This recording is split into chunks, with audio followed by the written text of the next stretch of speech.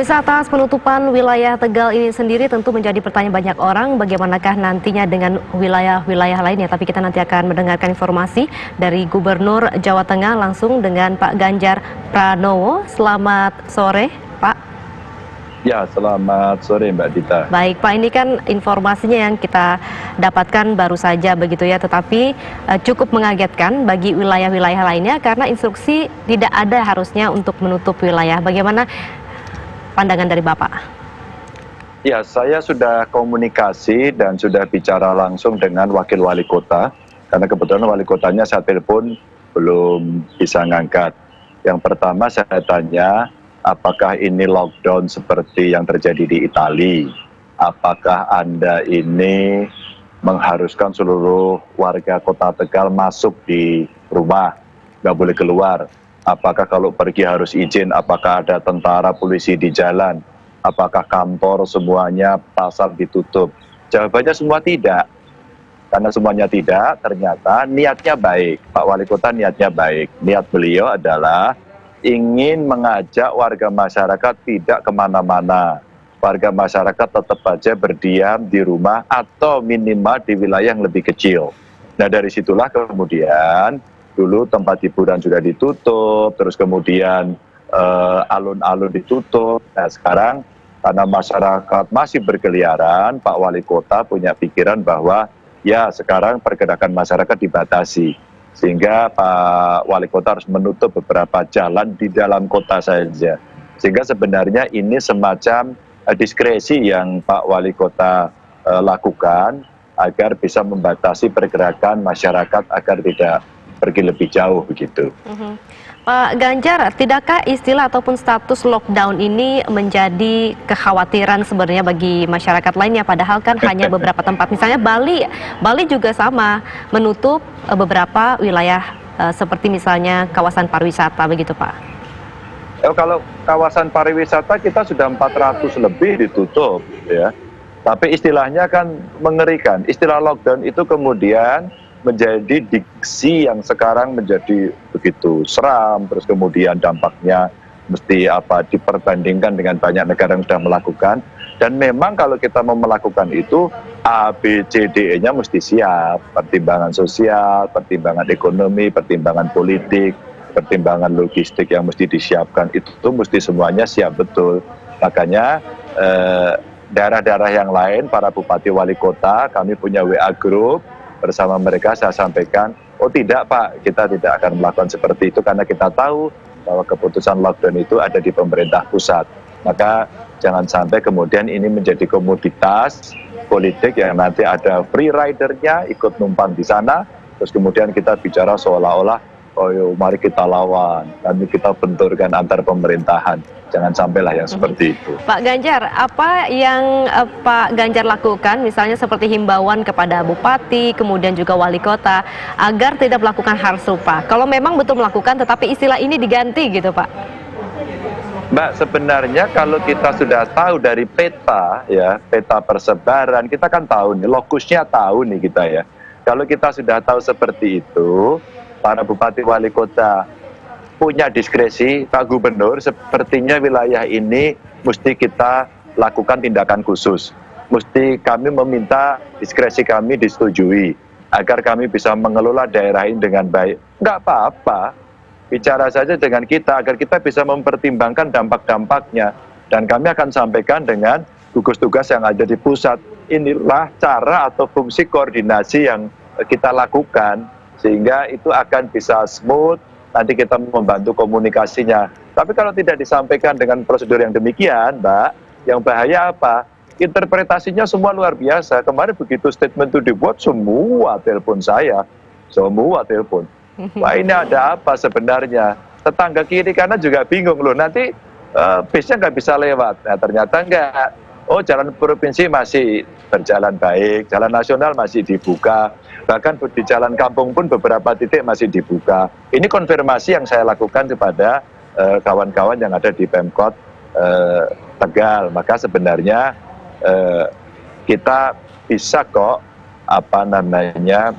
membuat kebijakan, mungkin perlu sedikit komunikasi yang lebih intens agar kita punya satu kesamaan dalam memimpin kondisi darurat ini gitu.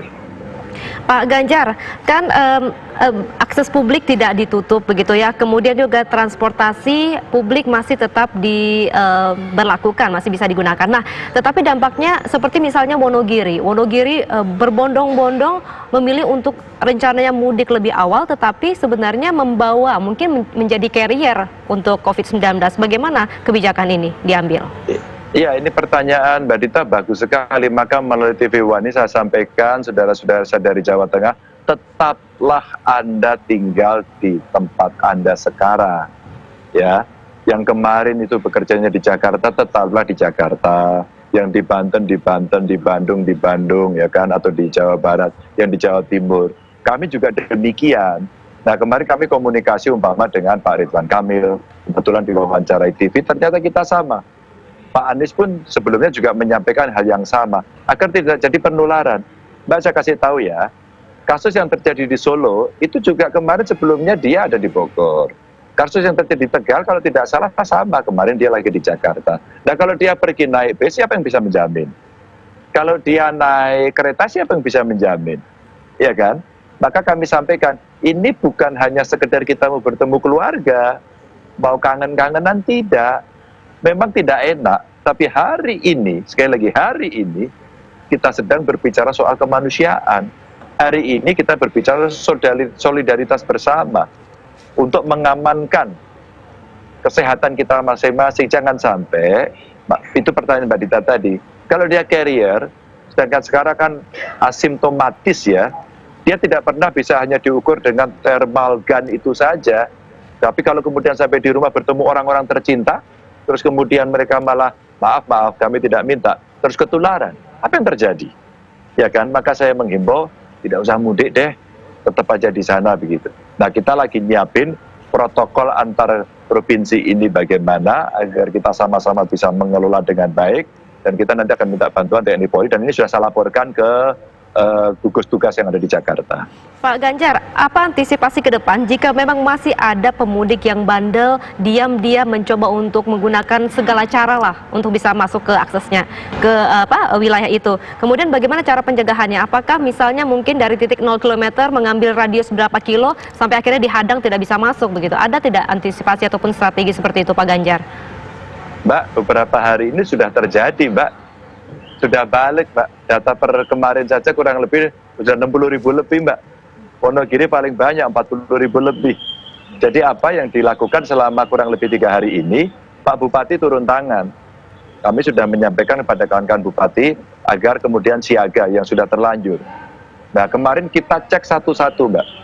Dan sekarang, kemarin akhirnya saya buatkan surat perintah kepada kawan-kawan, surat edaran kepada kawan-kawan di kabupaten kota, para Bupati Wali Kota, mereka yang mudik hari ini masuk kategori ODP, maka dia harus mengisolasi diri di rumah selama 14 hari dan harus dilaporkan terus-menerus.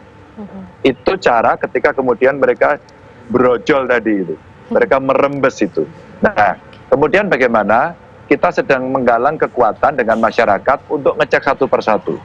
Maka melalui media ini, melalui TV One, saya sampaikan, tolong pertimbangkan betul. Tadi saya wawancara radio, Mbak, pertanyaannya sama, Pak Ganjar ini mau lebaran.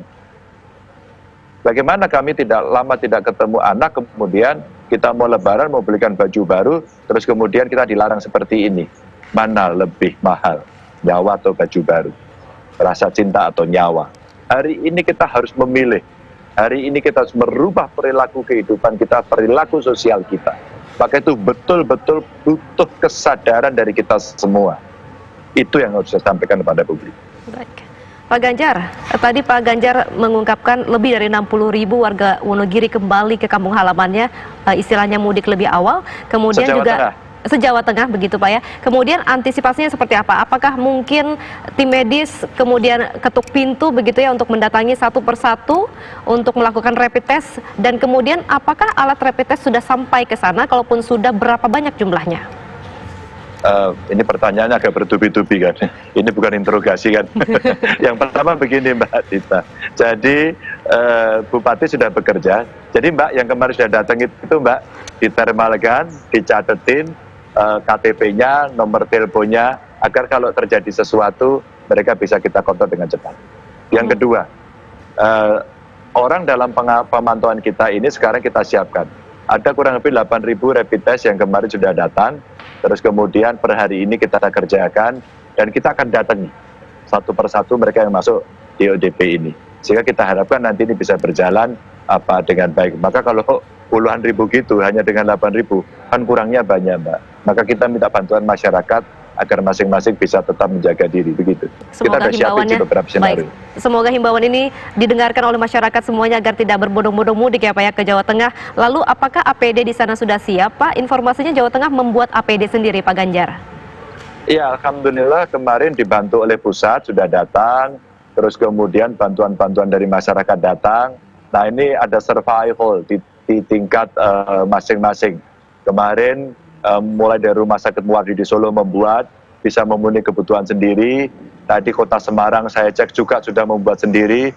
Mbak, hari ini beberapa balai latihan kerja, terus kemudian mereka yang tukang jahit, lembaga-lembaga swasta, mereka para filantropi sekarang menjahit sendiri-sendiri. Mereka hanya membeli bahannya itu yang sesuai dengan standar itu kemudian dijahit. Tinggal menambahkan satu saja sebenarnya.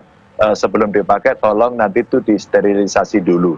Sehingga ini ada gerakan masyarakat, saya terima kasih sekali bantuan masyarakat yang sangat luar biasa, sangat kreatif. Ini kita dorong terus-menerus. Di samping kami masih mengejar terus di mana pabrik-pabrik yang bisa menyediakan itu dengan harga yang tentu saja tidak mahal, yang tidak ya keuntungannya jangan mahal-mahal dorong. Ini kan untuk kemanusiaan, kami bekerja-kejaran terus, ya sedikit-sedikit masuk terus kepada kita untuk nanti membantu. Jangan lupa, ini bukan hanya rumah sakit loh ya, yang menangani COVID-19. Dokter gigi itu tiap hari buka mulut loh. Orang yang mulutnya itu termenganga dan dia positif, itu nyebarnya tinggal bus gitu saja. Hati-hati loh, kawan-kawan kita perawat, dokter yang ada di puskesmas, mereka juga harus ngecek. Kita tidak pernah tahu. Yang paling depan yang kita cek itu apakah mereka carrier atau tidak pernah tahu. Maka dari itu kemudian kita membutuhkan alat pelindung diri yang lebih banyak untuk garda-garda terdepan para petugas kesehatan kita.